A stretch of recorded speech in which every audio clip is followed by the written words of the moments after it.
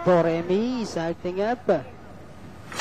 Racing gas is started. We have Stratosphere. Break quickly at the start. Super Duper in second. Ali comes next. Doremi is running by the rail. Alongside comes Boss Lady, while Self-Made is the early trailer and going along for the first turn. We have Stratosphere this time by about 3 lengths.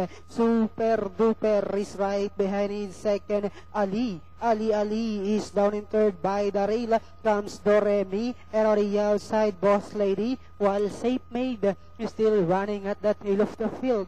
Half mile distance they traveled. We have Stratosphere maintaining a 4 lengths lead. Ali now in second by the rail. Comes Super Duper. Next on line is Boss Lady. Doremi second last, while Self-Made is still running at the tail of the field. And at the far turn we have Stratosphere by about a length, about to throw the challenge now on the outside is Ali.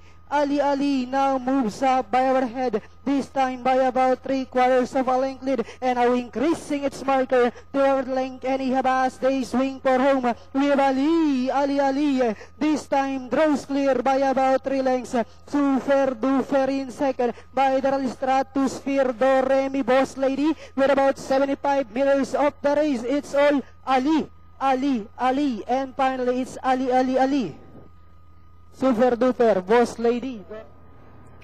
So, Ali ang unang tumawid.